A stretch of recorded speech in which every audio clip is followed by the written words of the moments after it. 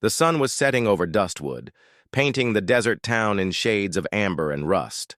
Cowman adjusted his weathered hat as he made his way down Main Street, the familiar crunch of sand beneath his boots, the only sound breaking the evening silence. At 43, he had grown accustomed to solitude. It was safer that way, cleaner. No complications, no expectations, just him and the endless horizon.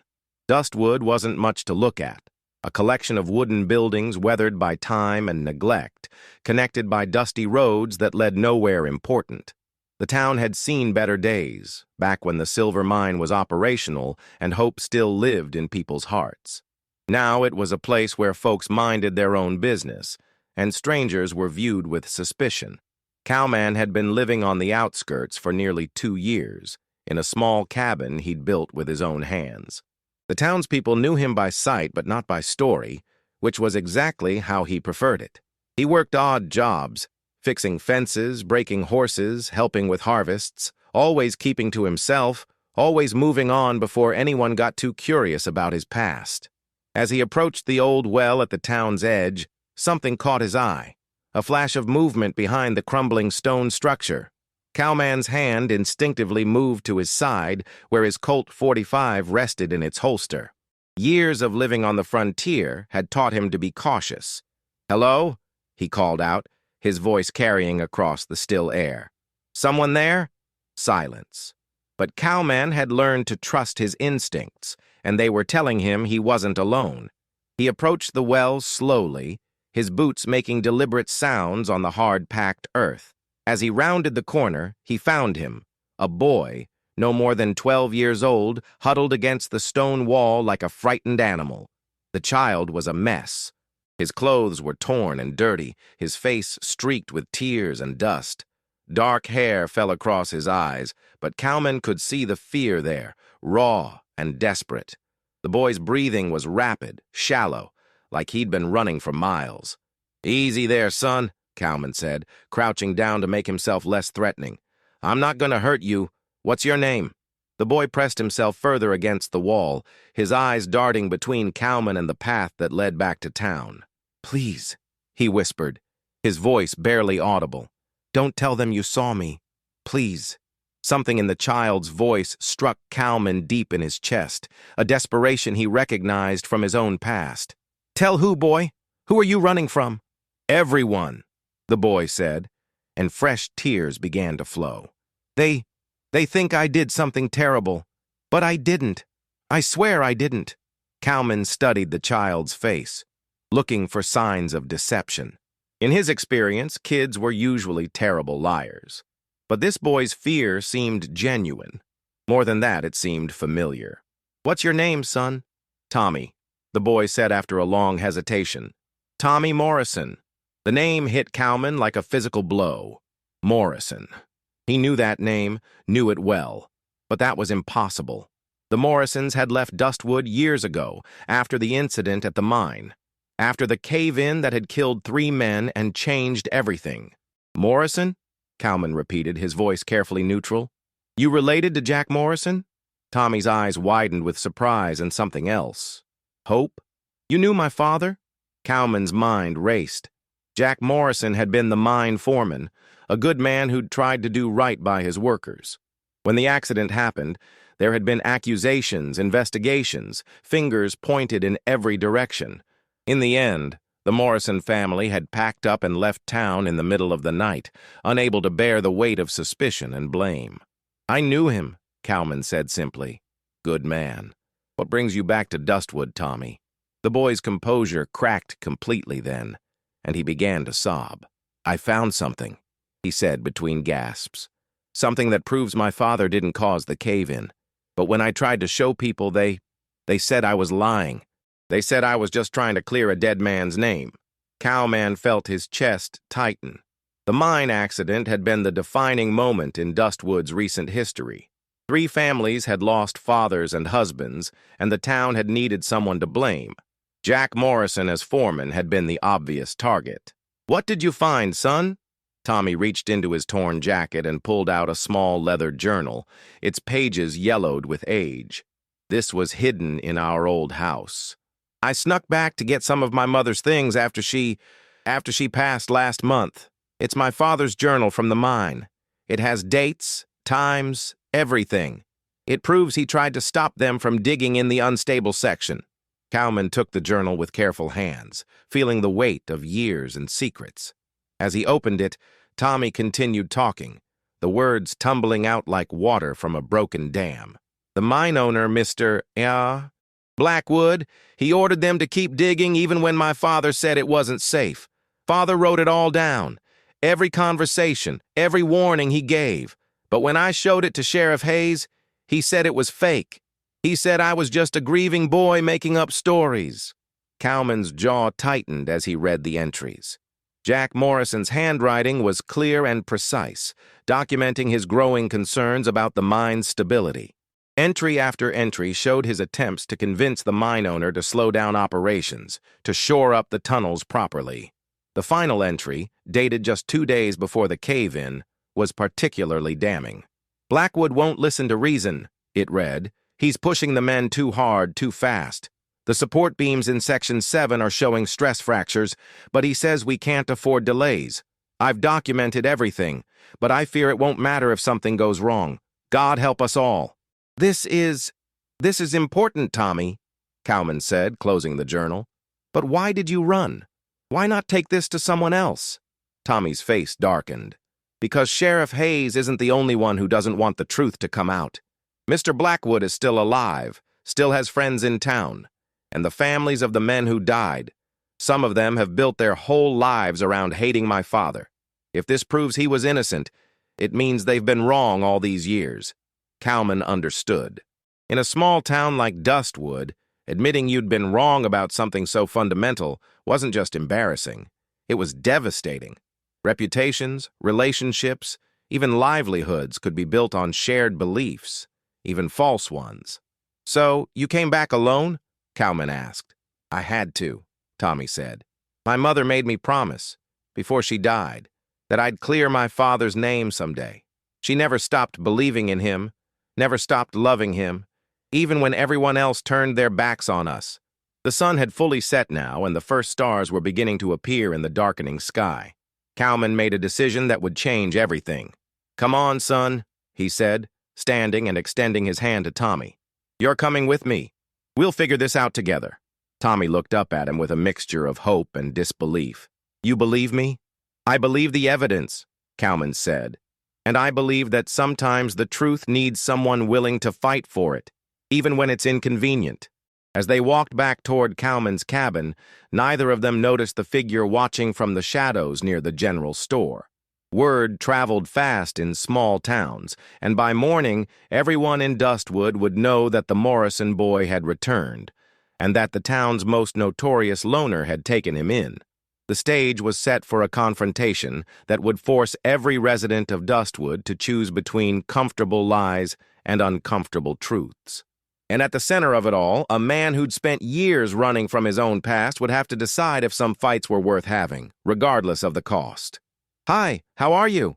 I'm interrupting quickly just to ask you to click on the like button and subscribe to the channel. This will help a lot. Thank you, and I hope you like the story. Dawn broke over Dustwood with the promise of another scorching day. But Cowman was already awake, sitting on his porch with a cup of coffee and a troubled mind. Tommy slept inside, exhausted from his ordeal, but Cowman couldn't shake the feeling that taking the boy in had set something dangerous in motion. His instincts proved correct when he spotted the dust cloud on the horizon. Riders approaching fast. 3 of them by his count, and they weren't coming for a social visit. Cowman gently shook Tommy awake. Son, we've got company coming. I need you to stay inside, away from the windows. Can you do that for me? Tommy's eyes were instantly alert, the survival instincts of a child who'd learned to fear authority. Is it the sheriff? We'll find out soon enough. Cowman checked his sidearm and stepped onto the porch, positioning himself where he could see the approaching riders clearly. Sheriff Hayes led the group, his badge glinting in the morning sun. Behind him rode Deputy Miller and, to Cowman's surprise, Marcus Blackwood, son of the mine owner and now one of Dustwood's most influential citizens. The trio pulled up in front of the cabin, their horses snorting and stamping in the dust. "Morning, Cowman," Sheriff Hayes said, his tone deceptively casual. "Heard you might have something that belongs to us." "Don't know what you mean, Sheriff," Cowman replied, his own voice equally measured. "Just enjoying my morning coffee." Marcus Blackwood urged his horse forward, his face flushed with anger. "Don't play games with us. The Morrison boy was seen with you last night. We know he's here." Cowman studied Marcus carefully. The man was in his 30s now, well-dressed and well-fed. A far cry from the scared teenager who'd watched his father's empire crumble after the mine accident. But there was something in his eyes, a desperation that suggested he had more at stake than just civic duty. "Even if that were true," Cowman said, "what business would that be of yours? Boy's not wanted for any crime, far as I know." "He's a runaway," Deputy Miller interjected. "Disturbing the peace, making wild accusations against respected citizens." "Accusations?" Cowman raised an eyebrow. "What kind of accusations?" Sheriff Hayes shifted uncomfortably in his saddle. "Look, Cowman, we don't want any trouble. The boy's been through a lot. Lost his mother recently. Probably not thinking straight. We just want to make sure he gets the help he needs." "Help?" The voice came from behind Cowman, and he turned to see Tommy standing in the doorway, the leather journal clutched in his hands. "You mean the kind of help that involves burning evidence and threatening children?" Marcus Blackwood's face went pale. "You little—" "Easy, Marcus," Sheriff Hayes warned, but his own expression had hardened. "Tommy, son, you need to come with us. This has gone far enough." "I'm not going anywhere," Tommy said, stepping closer to Cowman. "Not until everyone knows the truth about what really happened at the mine." "The truth?" Marcus laughed bitterly. "The truth is that your father's negligence killed 3 good men. The truth is that your family brought nothing but shame to this town." "That's where you're wrong," Tommy said, holding up the journal. "My father tried to stop the accident. He warned your father over and over about the unsafe conditions, but your father wouldn't listen. It's all here, in his own handwriting." The silence that followed was deafening. Cowman watched as the 3 men exchanged glances, and he could practically see the wheels turning in their heads. This wasn't just about a grieving boy anymore. This was about reputations, about power, about the carefully constructed narrative that had held Dustwood together for years. "That journal is a fake," Marcus said finally, but his voice lacked conviction. "A desperate attempt by a dead man's family to rewrite history. Then you won't mind if we have it examined by experts," Cowman said smoothly. "I'm sure there are ways to verify the age of the ink, the authenticity of the handwriting." "Now hold on," Sheriff Hayes said, his hand moving toward his gun. "Nobody said anything about experts. This is a local matter and it'll be handled locally." Cowman's own hand moved to his holster, a subtle but unmistakable gesture. "Funny thing about the truth, Sheriff. It has a way of coming out, whether we want it to or not." The tension was thick enough to cut with a knife. 3 armed men against 1, but Cowman had advantages they didn't. Higher ground, better cover, and most importantly, the moral high ground. He could see the uncertainty in their eyes, the knowledge that they were on the wrong side of this fight. It was Deputy Miller who broke first. "Sheriff," he said quietly, "maybe we should think about this. If there's even a chance the boy's telling the truth." "There's no chance," Marcus snapped. "My father was a good man, a pillar of this community. He would never have knowingly put workers at risk." "Your father was a businessman," Tommy said, his young voice carrying surprising strength. "And when business was more important than safety, people died. My father tried to stop it, and you've spent 8 years making sure nobody knew." Marcus's composure finally cracked. "You little bastard! Your father was a drunk and a coward, and you're just like him." The words hung in the air like a challenge. Cowman felt something cold and dangerous settle in his chest, a feeling he'd hoped never to experience again. But seeing this grown man attack a grieving child stirred something primal in him. "I think it's time for you gentlemen to leave," Cowman said, his voice deadly quiet. "We're not leaving without the boy," Sheriff Hayes said, but there was less conviction in his voice now. "Yes, you are." Cowman stepped forward, his hand resting on his gun. Because if you try to take him, you'll have to go through me. And I promise you, that's not a fight you want." For a moment, it seemed like violence was inevitable. The three men sat their horses, hands near their weapons, while Cowman stood ready to defend the boy behind him. But then, from the direction of town, came the sound of more horses approaching. The new arrivals were unexpected. Dr. Sarah Chen, the town's physician, and Father Miguel from the small Catholic church. Behind them rode Mrs. Henderson, who ran the general store, and her husband, Tom. They pulled up just as the standoff reached its peak. "What's going on here, Doctor?" Chen demanded, her sharp eyes taking in the scene immediately. "Official business," Sheriff Hayes said, but his authority seemed diminished by the presence of witnesses. "Official business that requires 3 armed men to intimidate one child?" Father Miguel's voice carried the moral weight of his position. "That doesn't sound like justice to me." Mrs. Henderson nudged her horse closer to Tommy. "Is this Jack Morrison's boy? My goodness, you look just like your father." "You knew my father?" Tommy asked, hope creeping into his voice. "Knew him? Child, your father saved my husband's life in that mine. Pulled him out of a tunnel collapse 2 months before the big accident.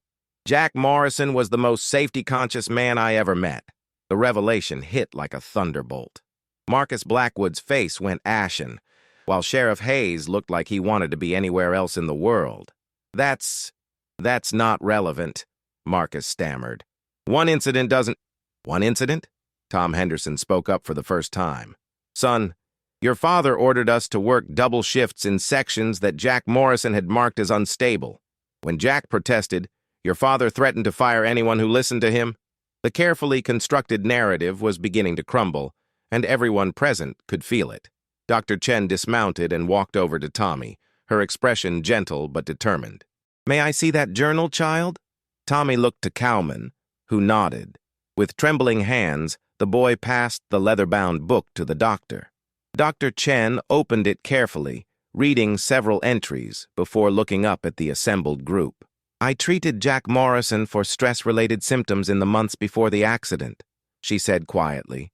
"He was losing sleep, losing weight, constantly worried about something he called the inevitable. Now I understand what he meant." Sheriff Hayes made one last attempt to regain control. "Now see here, Doc. You can't just—" "I can, and I will," Dr. Chen interrupted. "This boy has evidence that could exonerate his father and expose the real cause of the mine disaster. As a citizen of this town, I have a duty to see that evidence properly examined."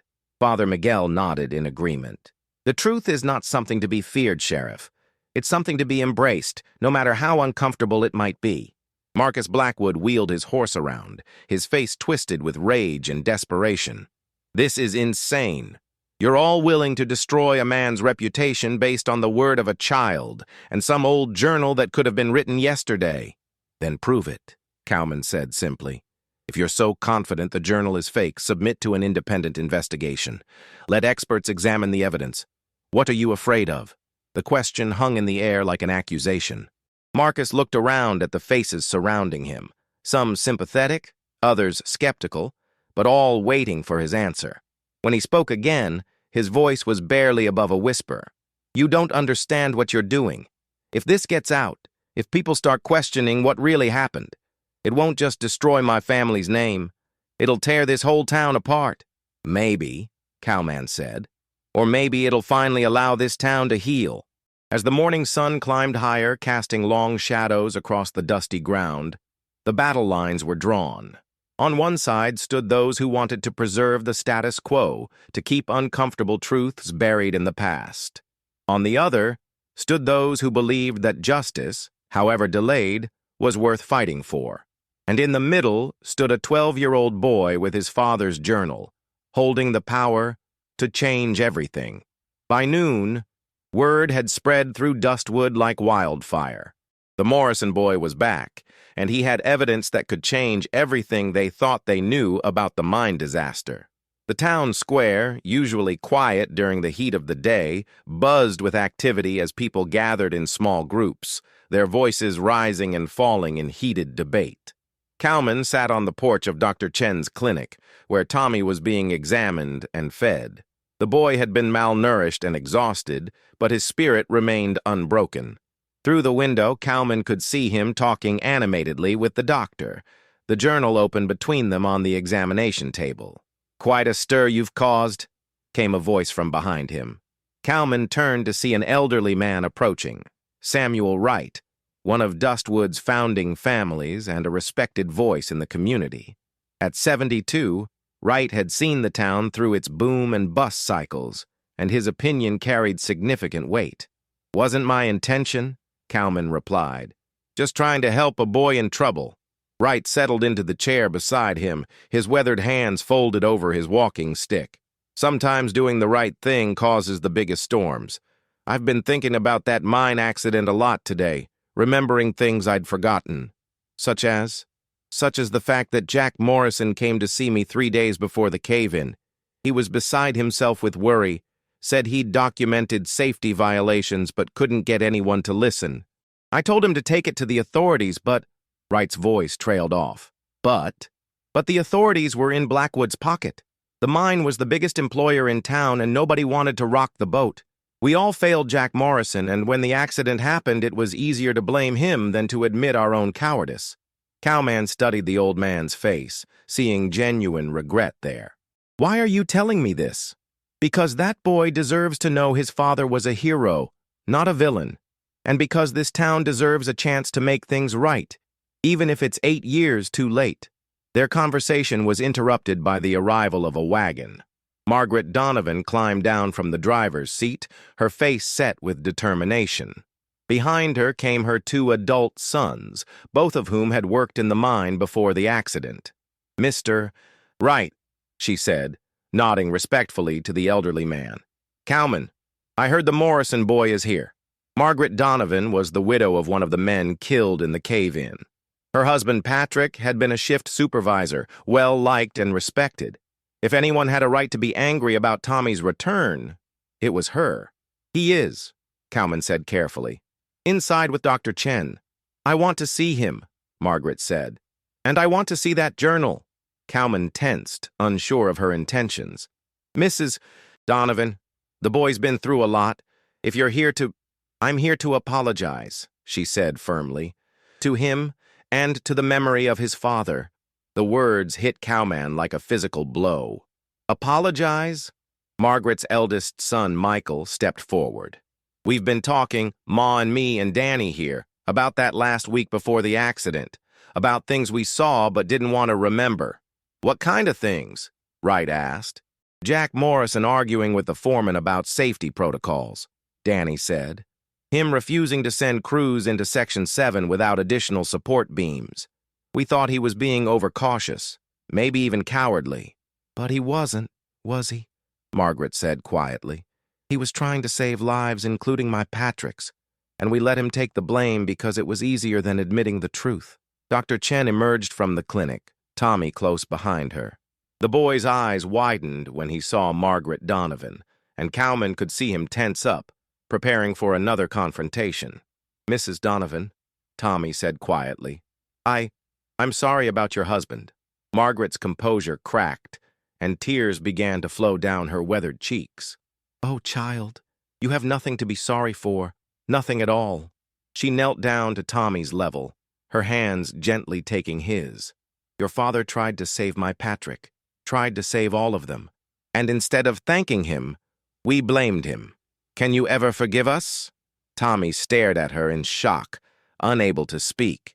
It was Dr. Chen who broke the silence. "I've examined the journal thoroughly," she announced to the gathered group. "The paper, the ink, the handwriting, everything is consistent with documents from 8 years ago. More importantly, the technical details about mine safety are accurate and specific. This isn't something a child could have fabricated." "So it's real?" Michael Donovan asked. "It's real," Dr. Chen confirmed, "and it paints a very different picture of what happened in the days leading up to the accident." Samuel Wright struggled to his feet, his voice carrying across the square. "Then it's time this town faced the truth. All of it. But not everyone was ready for that truth." From across the square came the sound of angry voices, and Cowman looked up to see a crowd approaching. At its head walked Marcus Blackwood, flanked by several of the town's more prosperous citizens, men who had benefited from the mine's operation and had no desire to see their comfortable narratives challenged. "This has gone far enough," Marcus shouted as he approached. "You're all being manipulated by a child's fantasy and a convicted criminal's lies." The accusation hung in the air like a challenge. Cowman felt every eye turned to him, and he knew his past had finally caught up with him. "That's right," Marcus continued, sensing he had gained an advantage. "Your noble protector isn't who you think he is. Tell them, Cowman. Tell them about the bank robbery in Silver Creek. Tell them about the 3 years you spent in territorial prison." The silence was deafening.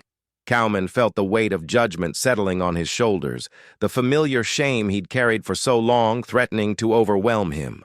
But then he felt a small hand slip into his. Tommy, standing beside him with unwavering loyalty. "I don't care what he did before," Tommy said, his young voice carrying clearly across the square. "He's the only one who believed me. He's the only one who cared enough to help." Margaret Donovan stood as well, her sons flanking her. "The man's past doesn't change what's in that journal. It doesn't change the fact that we've been living a lie for 8 years. "Exactly what a criminal would want you to think," Marcus sneered. "He's probably planning to use this whole situation for some kind of con game." Cowman had heard enough. He stepped forward, his voice calm but carrying an edge of steel. "You want to talk about my past, Marcus? Fine. Yes, I robbed a bank. Yes, I served time. I was young, stupid, and desperate, and I paid the price for my mistakes." He paused, looking around at the faces surrounding him. Some sympathetic, others uncertain, but all listening. "But I'll tell you what I learned in prison," he continued. "I learned that running from the truth never works. It always catches up with you, one way or another. And when it does, you can either face it with courage or spend the rest of your life hiding from it." He turned to face Marcus directly. "Which are you going to choose?" Marcus's face flushed red with anger and embarrassment. "How dare you? How dare I what? Ask you to be honest? Ask you to admit that your father's greed killed 3 men? Ask you to stop hiding behind lies and face the truth?" "The truth?" Marcus laughed bitterly. "The truth is that my father built this town. He gave people jobs, hope, a future. And you want to destroy all of that for the sake of one man's reputation?" "I want to restore one man's reputation," Cowman corrected. "A man who died trying to save lives, only to be blamed for the very tragedy he tried to prevent." Father Miguel stepped forward, his voice carrying the moral authority of his calling. "Marcus, I've known your family for many years. Your father was a complex man, capable of great generosity but also great stubbornness. If he made mistakes, admitting them doesn't diminish his good works. It makes them more human, more real." Easy words from someone who wasn't there. Marcus shot back. "You don't understand the pressure he was under, the impossible choices he had to make." "Then help us understand," Dr. Chen said gently. "Tell us your father's side of the story, but don't ask us to ignore evidence just because it's uncomfortable." For a moment, Marcus seemed to waver. Cowman could see the conflict in his eyes, the desire to defend his father's memory warring with the growing realization that the truth was going to come out whether he cooperated or not. But then Sheriff Hayes appeared at Marcus's shoulder, his hand resting on his gun. "That's enough talk. The boy's coming with us, and that journal is being confiscated as evidence." "Evidence of what crime?" Samuel Wright demanded. "Disturbing the peace, making false accusations against a deceased citizen, conspiracy to defraud. I can think of several charges that might apply." The crowd began to murmur angrily. It was clear that Hayes was overreaching, using his authority to protect the powerful rather than serve justice. "You can't do that," Dr. Chen protested. "The boy hasn't committed any crime." "That's for a judge to decide," Hayes replied. "Now step aside." Cowman moved to block the sheriff's path, his hand hovering near his gun. "I don't think so, Sheriff." "Don't make this harder than it has to be, Cowman. You're already in enough trouble." "Maybe, but that boy's under my protection, and he's not going anywhere until this matter is resolved properly." The standoff was tense, with armed men facing each other while the crowd watched in stunned silence. It was Tommy who broke the deadlock, stepping forward with his father's journal held high. "Stop!" he shouted. "Just stop! This isn't about me anymore. This is about all of you, and whether you're brave enough to face the truth about what happened 8 years ago." He opened the journal to a specific page, his voice carrying clearly across the square as he began to read. Day 847 of mine operations. Blackwood refuses to listen to safety concerns about Section 7. Told him directly that the support structure is inadequate for the depth we're reaching. His response was that we're behind schedule and can't afford delays. I've documented everything, but I fear it won't matter if something goes wrong. These men trust me to keep them safe, and I'm failing them. Tommy's voice cracked with emotion as he continued. Day 849. Confronted Blackwood again about Section 7. He threatened to fire me if I don't stop undermining morale with my safety concerns. What am I supposed to do? If I quit, who will look out for the men? If I stay and something happens, their blood will be on my hands. God help me. I don't know what's right anymore. The silence that followed was profound. Even Marcus Blackwood seemed shaken by his father's words, read in the voice of the son of the man his father had destroyed. Day 850, Tommy continued, his voice barely above a whisper. Final entry. Tomorrow we start the deep excavation in Section 7. I've done everything I can to make it safe, but it's not enough. If something happens, I want it on record that I tried. I want my son to know that his father fought for what was right, even when no one would listen. Tommy closed the journal, tears streaming down his face. That was the last thing my father ever wrote. 2 days later, he was dead, and everyone blamed him for the very thing he died trying to prevent. The emotional impact of the boy's words was undeniable. Even some of Marcus's supporters looked shaken, their certainty beginning to crumble in the face of such raw, documented truth. It was Margaret Donovan who spoke first, her voice thick with emotion. Jack Morrison was a hero, and we made him a villain because we were too cowardly to face the real villain. The real villain is dead, Marcus said desperately. My father's been gone for 3 years. What's the point of destroying his memory now? The point, said a new voice, is justice. Everyone turned to see Judge Harrison approaching, his black robes billowing in the desert wind. The territorial judge made his circuit through Dustwood twice a year, and his timing couldn't have been more perfect, or more ominous, depending on your perspective. Your Honor, Sheriff Hayes said, clearly relieved, this is perfect timing. We have a situation here that requires legal resolution. Judge Harrison surveyed the scene with sharp eyes, taking in the crowd, the standoff, and the young boy at the center of it all. So I see. Perhaps someone would care to explain what's going on here. As the various parties began to speak at once, Cowman realized that the moment of truth had finally arrived. The comfortable lies that had sustained Dustwood for 8 years were about to be tested in the harsh light of legal scrutiny, and whatever the outcome, nothing would ever be the same again. Judge Harrison set up his impromptu court in the town hall, a weathered building that had seen better days, but still commanded respect. Word had spread throughout the territory, and people from neighboring towns had ridden in to witness what was being called the trial of the century, though no formal charges had been filed yet. Cowman sat in the front row, Tommy beside him, the boy's small hand gripping the leather journal that had started it all.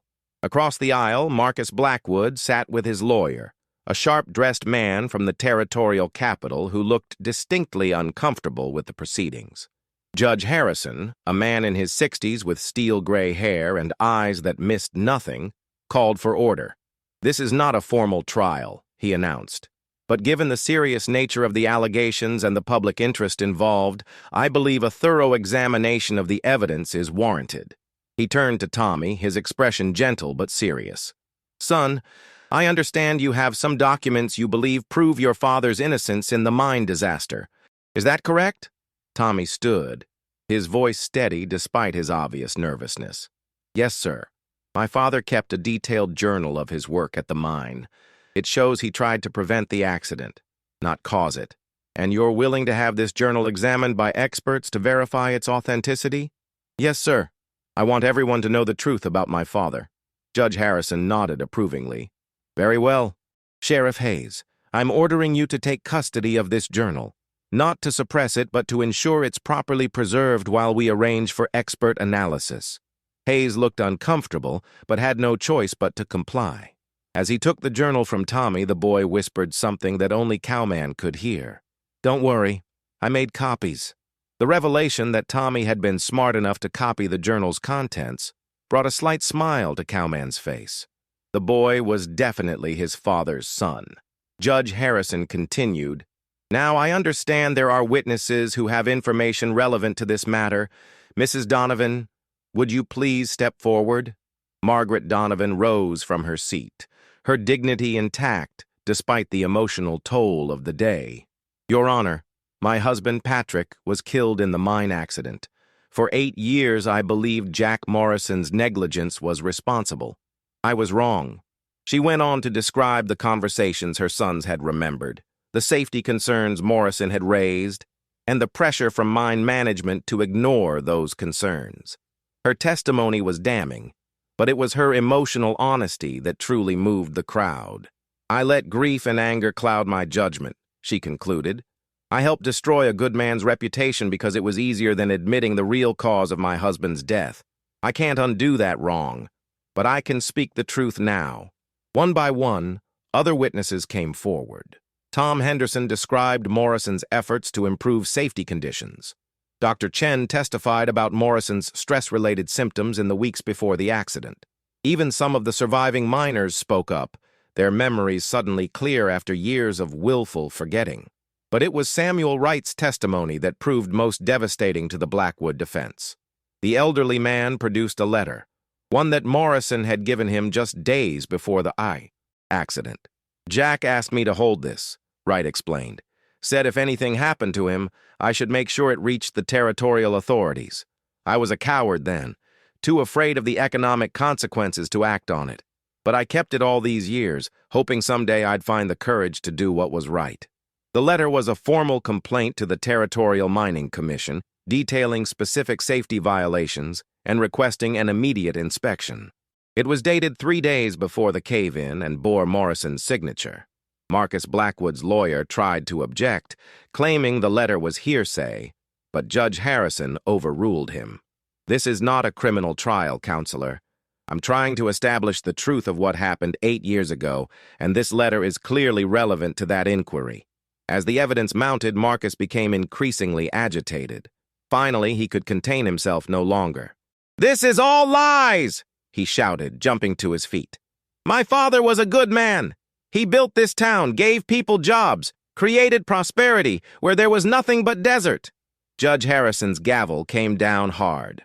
"Mr. Blackwood, you will control yourself or be removed from these proceedings." "You don't understand," Marcus continued, his voice breaking. "If you destroy my father's reputation, you destroy everything he built. The mine, the jobs, the future of this town. It all depends on people believing in the Blackwood name. The mine's been closed for 5 years, Dr. Chen pointed out, and the jobs disappeared long before this boy returned with his father's journal. But they could come back, Marcus insisted. I've been negotiating with investors, trying to reopen operations. But who's going to invest in a mine with a history of safety violations and cover-ups?" The truth finally came out. Marcus wasn't just defending his father's memory, he was protecting his own financial interests. The revelation cast his desperate actions in a new light, transforming him from a grieving son into a man willing to sacrifice justice for profit. Judge Harrison studied Marcus for a long moment before speaking. "Mr. Blackwood, I understand your desire to protect your family's legacy. But legacy built on lies is no legacy at all. The truth has a way of coming out eventually, and when it does, the damage is always worse than if it had been faced honestly from the beginning." The judge turned to address the entire assembly. "Based on the evidence presented today, it's clear that Jack Morrison not only did not cause the mine disaster, but actively tried to prevent it. His warnings were ignored, his expertise dismissed, and his reputation destroyed to protect those who were actually responsible." A murmur ran through the crowd, but Harrison continued. "However, this is not just about one man's vindication. It's about a community's willingness to face difficult truths and learn from past mistakes. He looked directly at Tommy. Son, your father was a hero. He died trying to save lives, and his memory deserves to be honored, not vilified. I hereby declare that Jack Morrison is officially exonerated of any responsibility for the mine disaster of 8 years ago.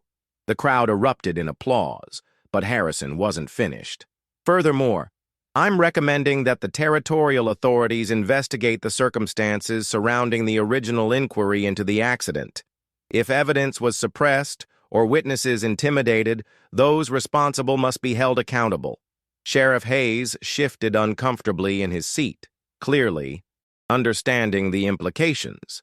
His role in the cover-up would not go unexamined. As the formal proceedings concluded, people began to approach Tommy and Cowman.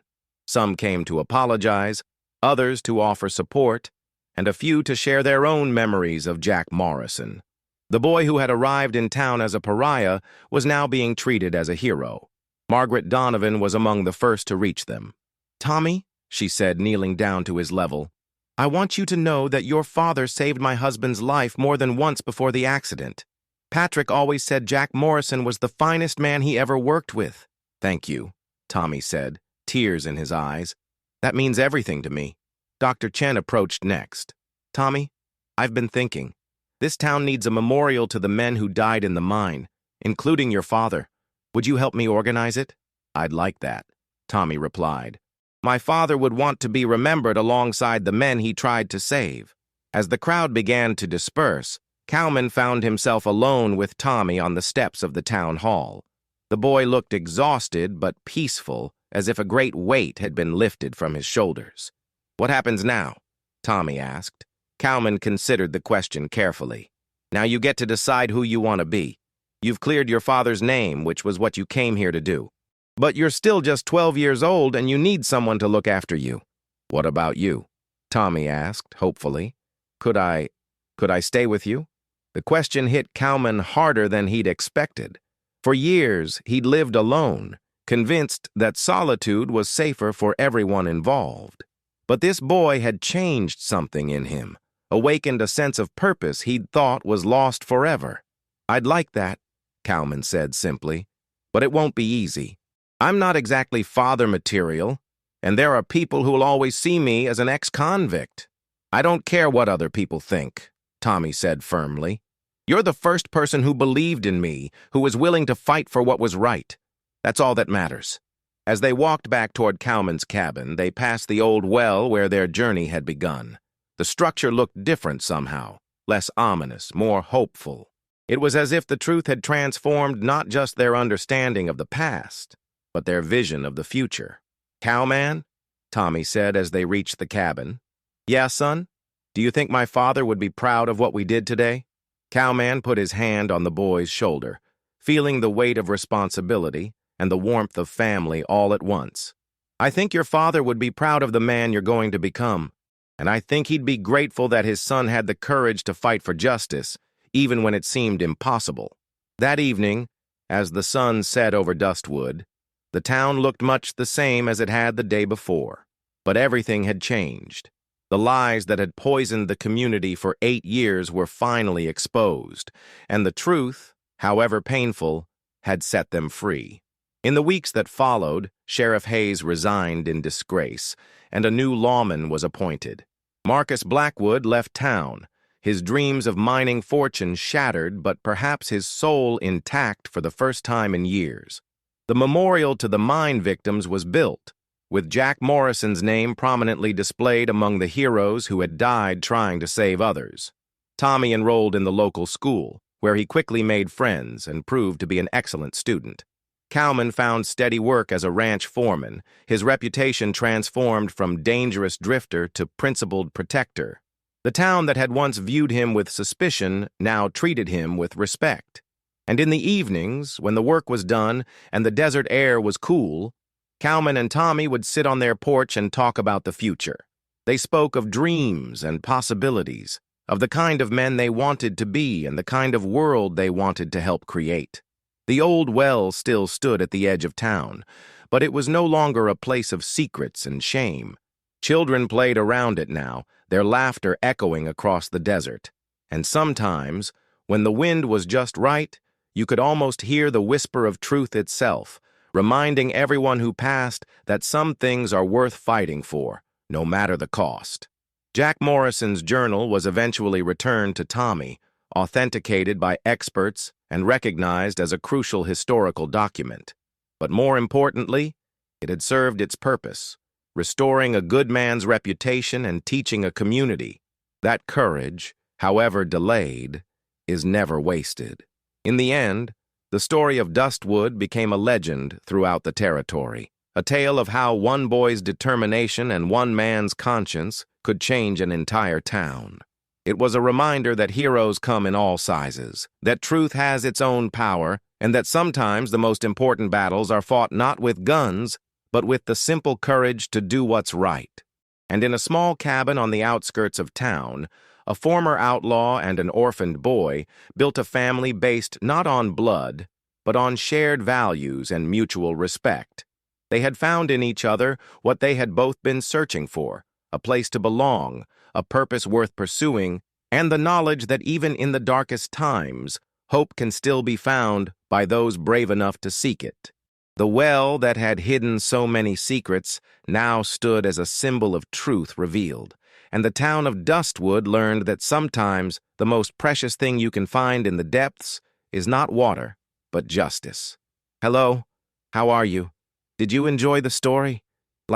Share, comment on which city you're watching from, and subscribe to the channel to help us continue adding new, amazing videos. Thank you very much, and come back often.